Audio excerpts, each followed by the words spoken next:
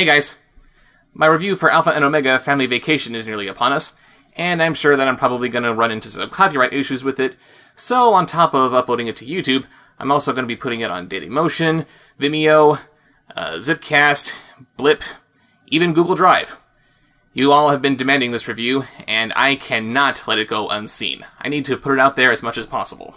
I also feel it necessary to address some of the comments that have been thrown at me from some of the more fanatic members of this franchise's fan base.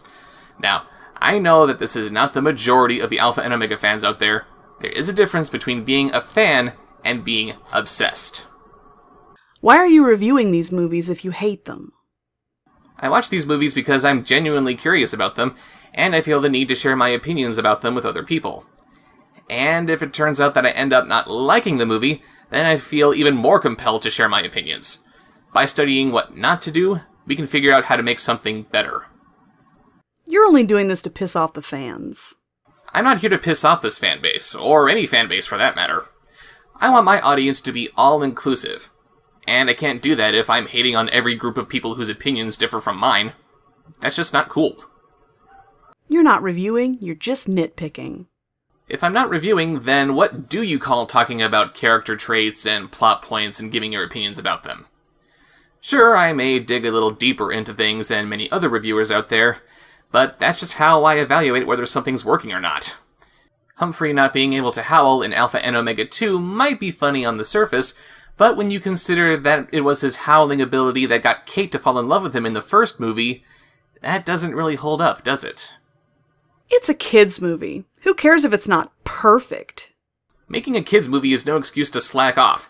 Kids deserve good movies too. And if I'm not supposed to care about these movies' flaws, then why do you care enough to either ignore those flaws or troll everybody who does care about those flaws? Not everything can be Pixar and Disney.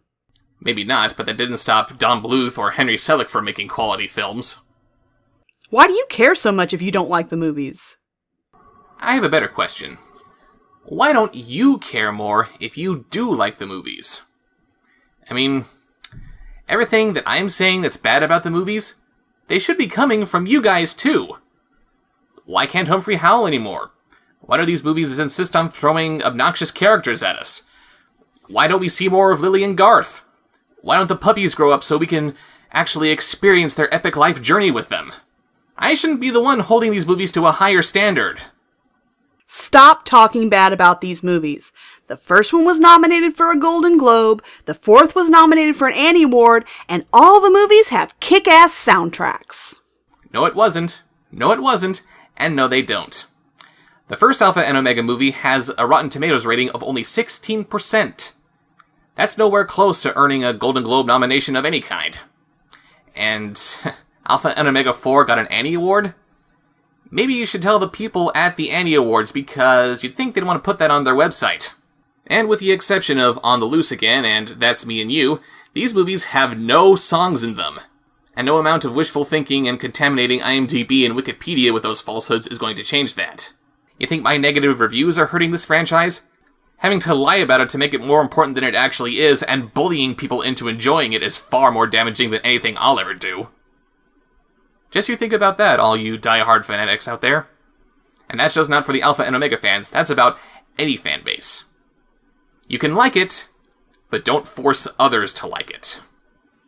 See you later.